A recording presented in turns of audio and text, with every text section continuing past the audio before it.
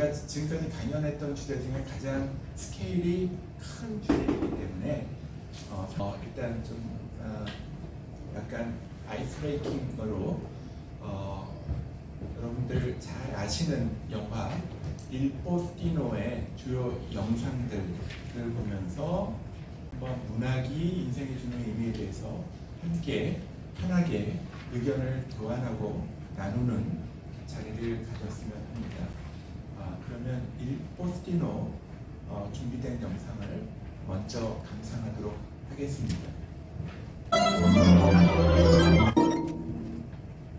네, 이미 일 포스티노라는 영화, 이탈리아어로는 우편 배달부라는 뜻이죠.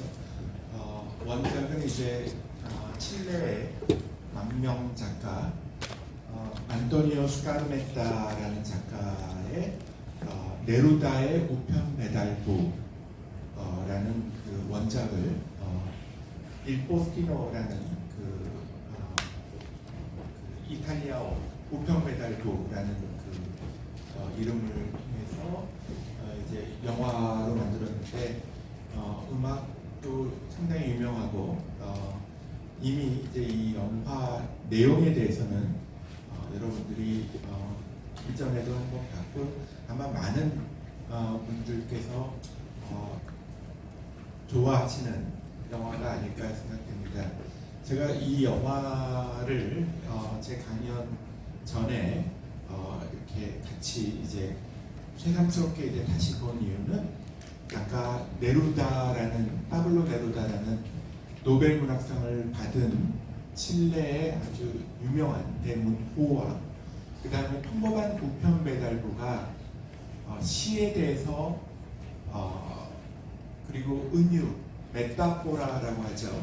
메타포, 영어로는 메타포라고 하는데 은유에 대해서 시적 언어에 대해서 대화를 나누는 부분에 대해서 즉 우리에게 문학 언어라는 것이 시적 언어라는 것이 혹은 문학이라는 것이 우리에게 우리 삶에 어떠한 영향을 주는가, 어떠한 의미로 다가오는가라는 그 어떤 질문에 함께 고민하기 위한 아주 좋은 도입부 영상이라고 생각이 들어서 여러분들과 함께 공유를 했고요.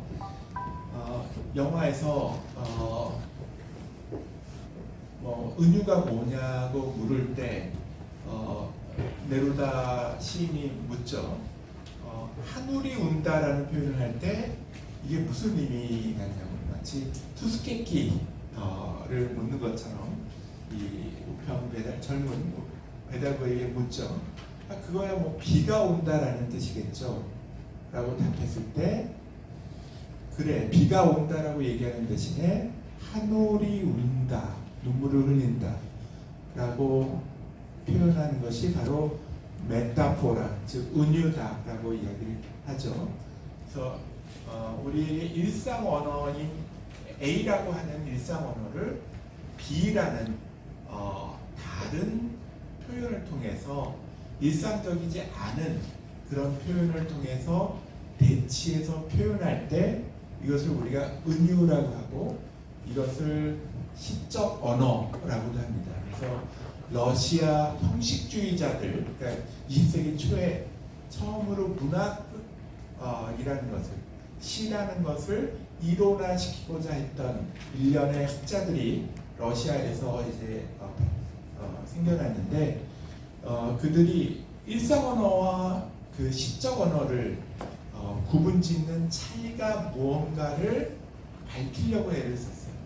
시적 언어라는 것이 과연 무엇인가에 대해서 규명을 하려고 했을 때 슈콜롭스키 같은 그런 학자는 낯선 언어다. 우리에게 낯설게 다가오는 언어가 바로 시적 언어다. 시어이다. 달리 말하면 문학적인 언어이다. 라고 표현을 합니다. 근데 이렇게 우리의 일상적인 관용적인 표현 대신에 다른 방식으로 기술 표현을 한다는 것이 어떤 의미를 가질까요? 어떤 일상적으로 우리가 어떤 대상, 가령 달이라는 대상이 있는데 달 대신에 제가 이따가 소개할 또 아르헨티나의 작가 호르헤 루이스 보르헤스라는 작가의 그 단편 소설에 보면은 뜰렌이라고 하는 하나의 가상의 지역에서는 명사가 없어요, 언어에. 그래서 명사가 없는 그런 그 세계를 상상을 해요.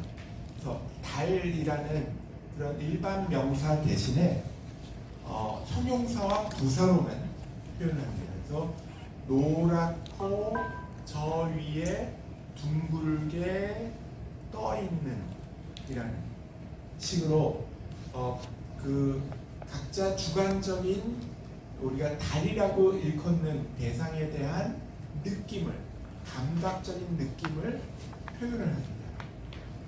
그래서 우리가 달이라는 일반 명사는 우리가 하나의 약속을 통해서 하늘에 있는 둥근 아주 하얗게 밝게 빛나는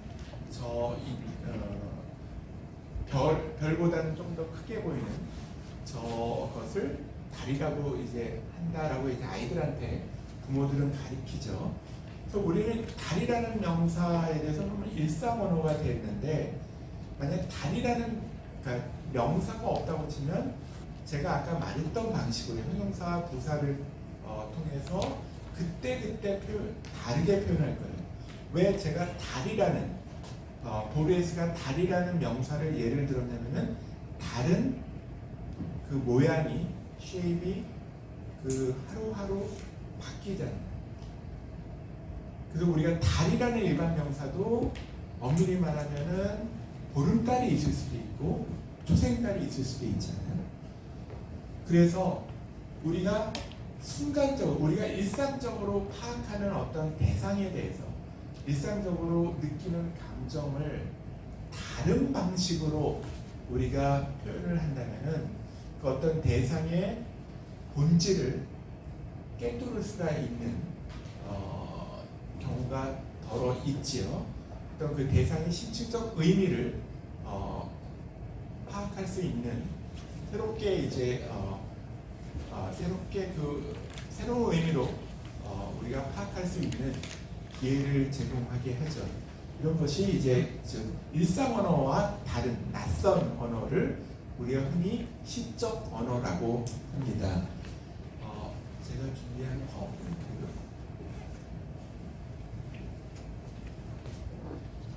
네. 예.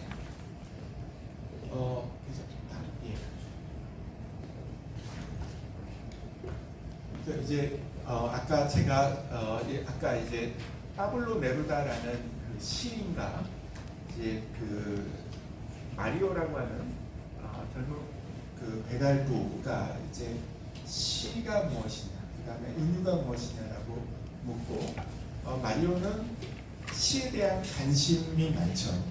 처음에는 이제 네루다라는 대시인에 대한 관심, 그리고 본인이 시를 배우고 싶은 관심도 처음에는 아주 소박하게 여인들이 시적 언어를 좋아하고 그 다음에 네루다라는 시인이 많은 여성들이 좋아하는 시인이기 때문에 이제 시에 대한 어떤 호기심이 많고 또 본인이 또 우연치 않게 본인이 맡은 일이 네루다라고 하는 그 대문호에게 가는 매일 수없이 많이 보내지는 우편을 배달하는 일을 맡게 됐으니까 네루다의 시집을 거의 암송하다시피 외우게 되죠.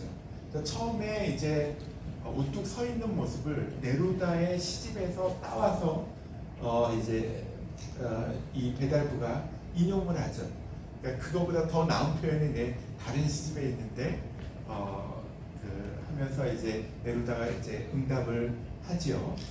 그래서 이미 이 시인은 네루다의 시 세계에 완전히 빠져서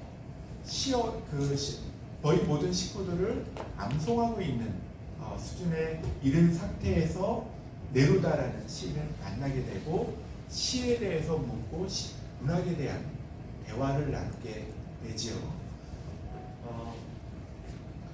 그러면서 네루다와의 우정이 싹트게 되고 아까 이제 또 사랑하는 여인 베아트리체를 이제 만나게 되는 장면까지 여러분들께서 보셨는데, 그래서 이 사랑에 빠진 이 마리오라는 이 젊은 청년이 네루다의 그 시어를 인용하면서 결국 이 젊은 베아트리체의 마음을 얻게 되지요.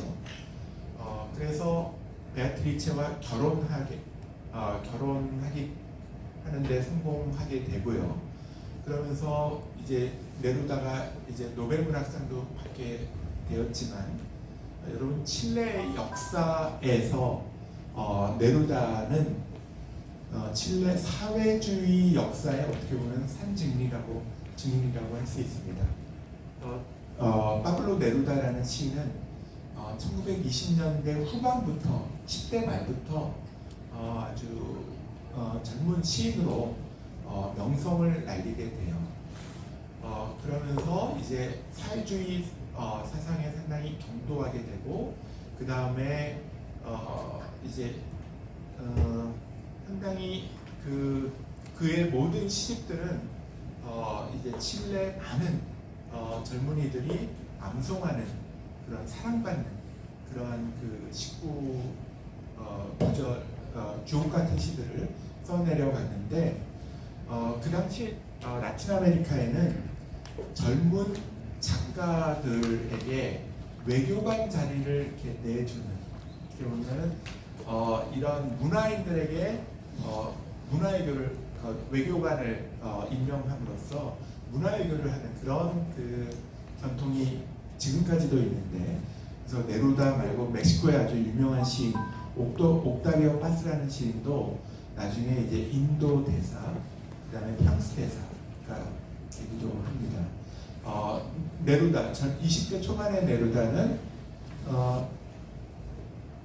미얀마의 그 영사직을 맡게 돼요. 처음으로 랭군이라는 도시가 어디 있는지 몰라서 세계 지도를 찾아봤다고 해요. 그래서 미얀마에서 외교관 생활을 하다가 나중에 프랑스에서 파리에서 이제 외교관 생활을 하면서 그때 초현실주의 앙드레 브루똥을 위시한 아방가르드 시인들과 교류를 하면서 상당히 이제 난해한 시들을 쓰다가 사회주의에 깊이 이제 심취하게 되면서 노동자들을 위한 시를 쓰면서 상당히 단순하고 민중들이 사랑하는 그런 시를 쓰면서 민중 시인이 되죠.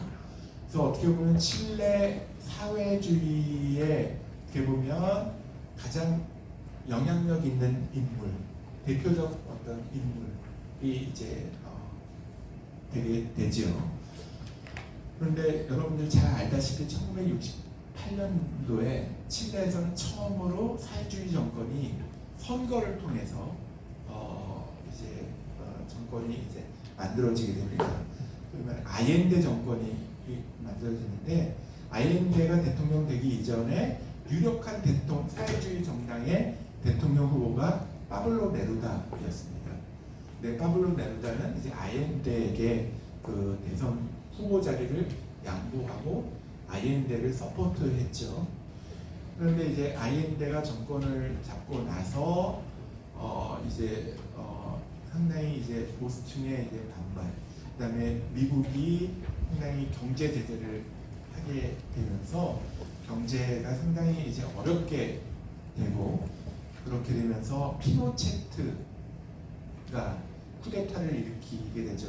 군인이었던 피노체트가 이제 쿠데타를 일으키면서 대통령궁에서 끝까지 남아서 저항을 하던 아이엔데는 깨진 안경만을 남긴 채 결국 포탄에 맞아서 죽게 되고, 지금 칠레의 모네다 궁 대통령 궁의 전시의 역사박물관에 가면 이 아옌데 대통령의 그 당시에 깨진 안경이 전시되고 있습니다. 노벨 문학상을 받고 그 영광도 얼마 안 가서 70년도에 노벨 문학상을 받았는데 71년도에 피노체트의 쿠데타가 있게 되고 그 다음에 네루다는 상당히 이제 낙담을 하고 신체적으로 허약해진 상태에서 결국 72년도에 쓸쓸히 죽음을 맞이하게 됩니다. 그러니까 네루다가 이제 그 60년대 후반 70년대 그러니까 죽음을 맞이하기까지 이슬라 네글라라고 하는 한 조그만 그 섬에서 아주 이렇게 안빈낙도를 하면서 살았는데 그때 이제 이 우편배달부와 이런 친분을 쌓았을 거다라고 안토니오 스카르메타라는 작가가 이제 상상을 하고 네루다에 대한 존경의 표시로서 이 소설을 쓰게 된 거죠. 이 원작에서도 그렇고 영화에서도 그렇고 상당히 이 영화는 원작에 충실한데 이 우편 배달부는 나중에 이제 아옌데 정권을 옹호하는 그 네루다의 정치적 노선을 따라서 같이 이제 그 캠페인을 이제 벌이기도 하고 그 다음에 이제 반독재 투쟁을 벌이기도 하다가 결국은 또 고초를 당하게 되고요. 그 다음에 그 베아트리체와의 결혼 후에 아들을 낳게 됐는데 넵스탈리라는 이름을 줘요. 근데 넵스탈리는 파블로 네루다의 본명입니다. 즉 자신의 아들의 이름을 이제 네루다의 본명 이름을 씀으로써 어떻게 보면 이 평범한 우편배달부가 거의 어떻게 네루다가 되느냐, 네루다의 식구를 암송하고 네루다와 친분을 나누면서 네루다의 정신세계, 희세계 그리고 그의 어떤 정치적 사상까지도 그대로 이제 이렇게 물러갔고 아들의 이름까지도 네루다의 본명을 적으면서 우리가 흔히 뭐 이런 말을 이제 보레스라는 작가가 하는데 셰익스피어를 읽는 독자는 모두 그 순간 셰익스피어가 된다라는 표현을 합니다. 우리가 어떤 문학 작품을 읽을 때 혹은 시를 이제 읽을 때 그 어떤 작품의 영감이나 감동을 받아가지고 적어도 그 작가가 생각했던 것을 작가의 의도를 그대로 포착은 못한다 하더라도 그것을 각자의 삶 속에서 나름대로 내면화하면서 결국 또 다른 셰익스피어가 되고 또 다른 셰익스피어가 되고 여기 우편배달부처럼 또 다른 네루다가 되는 그런 셈이죠. 그렇게 본다면 이 어떤 문학이라는 것은 시라는 것은 어떤 우리의 삶을 새롭게 변화시키는 도구가 될 수 있다고도 볼 수 있겠죠. 우리가 흔히 이제 이 문학과 인생 혹은 인생을 둘러싸고 있는 우리의 삶을 둘러싸고 있는 세계와 문학과의 관계는 어떠하냐? 흔히 우리가 이제 문학을 세계에 대한 미메시스, 달리 말하면 모방이라고 이야기를 하지요. 그래서 우리의 생애와 인간의 생애, 즉 인생과 그 주변 세계에 대한 묘사, 디스크립션을 한다거나 모방을 하는 것이 문학이다 혹은 시다라고 생각을 했죠. 그래서 여러분들 잘 아시겠지만 플라톤의 경우에는 지금 우리의 이 세계, 그 다음에 우리가 이제 느끼는 이 어떤 우리가 만지고 느끼는 이 진료적인 세계가 불완전하다고 봤고 보다 더 퓨어한, 더 순수한 어떤 이데아라고 하는 어떤 그 설계도면과 같은 그런 그 보다 더 완전한 세계가 있고 그 세계에 대한 어떤 그것이 어떤 형식이라면 어떤 O로 말하면 이 우리가 살고 있는 세계는 하나의 머티리얼에 불과하다. 그 물질에 불과하다. 그런데 문학이라는 것은, 시라는 것은 어떻게 보면 약간 그 이데아로부터 약간 오염된 것이 우리의 어떤 물질 세계인데, 이 세계를 또 모방하기 때문에 더 오염된 것이다. 더 조악한 것이다. 그래서 시인들은 공화국에서 추방해야 된다. 시인 추방론. 그것이 이제 여기서 나오게 되지요.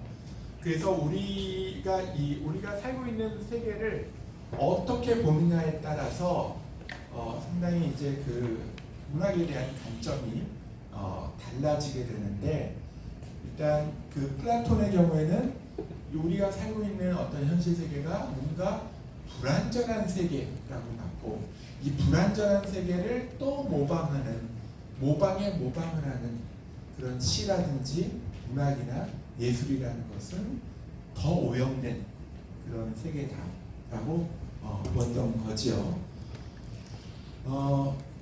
그런데 일단 어쨌든 분명한 것은, 문학이라는 것은 우리의 삶과 우리의 세계, 우리가 몸담고 있는 세계를 그리고 있는 것이 시이자 문학인 것은 분명하죠. 그렇다면 이 현실, 우리가 몸담고 있는 이 리얼리티, 이 세계를 어떻게, 그리고 어떤 종류의 현실을 표현할 수 있는가라는 것이 아주 중요한 문제라고 할 수 있을 것 같습니다. 그래서 현실에 대한 인식의 차이가 아까 이 현실을 불완전한 세계로 보아야 되느냐, 아니면 이 세계를 있는 그대로의 세계를 어떤 즉자적 세계로 보고 이 세계를 담고 있는 어떤 그 역사의 총체적 어떤 의미를 담고 있는 현실을 그리는 것이 어떤 문학에 있어서, 혹은 그런 그리는 이 총체적 역사적 의미를 그리는 소설이 그 어떤 소설로서의 가장 가치 있는 소설이다라고 본 것이 어떻게 보면 리얼리즘 문학이라고 볼 수 있겠죠. 그래서 그냥 주어진 현실을 전체라고 볼 때 리얼리즘 문학 이론이라는 것이 생기게 되는 거죠. 그래서 리얼리즘은 주어진 현실을 전체라고 보고 그 총체적 역사의 의미를 포착하여 어떻게 묘사할 것인가에 집중하는 것이 리얼리즘 문학이라고 볼 수 있습니다.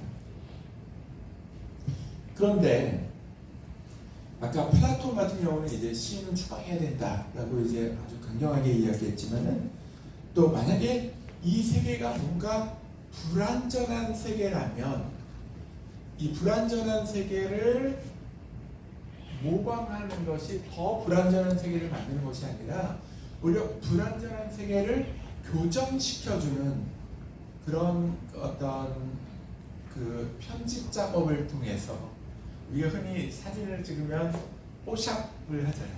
그래서 우리가 원하는 어떤 세계를 이미지를 만들어낼 수 있잖아요. 그런 것처럼 어떻게 보면 가리고 싶은 어떤 현실이라든지 불완전한 세계를 보다 우리가 일상에서 느끼는 세계보다 완전하고 진실에 가까운 세계로 그릴 수도 있지 않는가 하고 이제 아르헨티나의 작가 보르헤스는 생각했던 거죠. 그래서 보르헤스의 어떤 그 환상 문학이라는 것은 결국 어떤 현실을 새롭게 재규정하고 보다 이상적인 현실을 아까 명사가 없는 세계를 그리듯이 하나의 수학적인 전제를 통해서 만일 세계에 어떤 명사가 없는 세계가 있다면 어떤 세계가 될까 하는 식으로 수학적인 가정, 컨젝처라고 하는 그런 가정과 그 어떤 조건 명제를 통해 가지고 이런 경우는 세계는 이렇게 될 것이다 라고 하는 그런 어떤 저자의 상상에 의해서 혹은 환상에 의해서 현실을 새로운 유토피아로 그려낼 때 이것은 이제 리얼리즘과는 다른 환상문학이라고 할 수 있을 것입니다. 그래서 플라톤의 이데아와 같은 절대 진실을 인간이 직접 경험할 수 없다 하더라도 더 완벽한 미메시스라고 한다면 상당히 이제 플라톤은 미메시스, 모방이라는 것 자체가 더 불순해지는 거다, 오염되는 거다 라고 이제 보지만은 오히려 이 미메시스를 통해서 더 완벽한 세계를 그려내고자 한다는 점에서 플라톤이 생각했던 거와는 다른 방향으로 간다고 볼 수 있겠죠. 플라톤은 이데아가 여기 완벽한 세계가 있고 현실, 조금 불완전한 세계가 있고 불완전한 세계를 더 오염시키고 더 불완전하게 그리고 있는 문학이라는 예술, 시가 있다라고 봤는데 우리 이 시가 이지적, 이데아와 같은 그런 세계로 우리가 생각할 수 있지 않나 하는 그런 전제를 보리에스는 가졌던 거죠. 그래서 우리가 이제 어떤 현실을 모방하느냐, 현실을 어떻게 보느냐, 그래서 주어진 현실을 있는 그대로 보고 이 있는 그대로의 현실을 보다 적확하게 그리고 이 있는 그대로의 현실을 통체적으로 잘 묘사하려고 한다면 리얼리즘 소설, 리얼리즘 문학이라고 볼 수 있고 이 현실을 불완전한 것으로 보고 보다 어떤 환상적인 어떤 모방을 통해서 새로운 어떤 유토피아적인 현실을 그려내고자 할 때 여기서는 이제 환상 문학이 개입된다고 볼 수 있을 것입니다. 그러면 이거 What kind of 라는 것은 현실에 대한 인식의 차이라면은 그렇다면 어떤 방식으로 어떻게 모방을 하느냐, 정말 사진처럼 정확하게 아주 디테일을 정확하게 하나하나 한 올 아주 섬세하게 그려내는, 가령 톨스토이의 전쟁과 평화 같은 경우 보면은 파티에서 이 군인의 어떤 복장을 이제 묘사하는데 거의 한 페이지를 할애하고 있습니다. 그렇게 아주 섬세하고 적확하게 이제 더 이상의 독자의 상상력을 필요하지 않게 그렇게 이제 친절한 생생한 묘사를 해서 독자에게 현장감을 안겨줄 것인가. 그 예로 이제 그 오디세이 같은 호메로스의 이제 오디세이 같은 작품에서 이제 그 율리시즈가 나중에 이제 그 이타카로 그 긴 방랑과 모험을 끝에 이제 이타카 자신의 고향으로 가서 자신이 그렇게 그리워하고 영원하던 아내 페넬로페를 이제 만나게 보게 되죠. 그런데 이제 페넬로페가 자신임을 알게 될 경우에는 상당히 이제 위험한 상황에 이제 이르게 되죠. 근데 이 늙은 유모 이 율리시즈를 키웠던 유모는 율리시즈의 허벅지에 난 상처를 보고 유년 뒤에 이제 그 율리시즈를 기억을 하게 되는 장면이 있습니다. 근데 그 장면을 상당히 호메로스는 생생하고 생동감 있게 아주 자세하게 그 장면을 기술을 해요. 반면 이제 성서 같은 경우에는 이제 모세가 이제 시나이산에 가서 이제 야외로부터 십계명을 받는다든지 어떤 사건에 대한 기술을 하는데 그 기술에 대한 어떤 자세한 배경 설명이 자세히 나와 있지는 않아요. 그래서 어떻게 보면 상당히 독자의 많은 상상력을 유발시키는 그런 묘사를 하고 있어요. 그냥 사건을 그냥 진술은 하는데 그렇게 친절하고 자세한 그런 디테일을 아주 장황하게 기술하는 그런 묘사는 아니고 오히려 좀 상징적이고 상징적인 그런 문체를 쓰고 있죠. 그래서 사건에 대한 자세한 묘사를 생략해서 마치 우화처럼 독자의 상상력을 자극할 것인가. 카프카의 소설, 예를 들어 심판과 같은 그 작품 속에 나타나는 그 중에 이제 법 앞에서라는 우화가 이제 있는데요. 아주 단순한 이야기를 해요. 어떤 한 시골 청년이 어떤 그 법원에 들어가서 이 법원 안에 들어가려고 해요. 그런데 문지기가 막고 있어요. 그래서 아직은 당신이 들어갈 때가 아니다라고 하면서 막아요.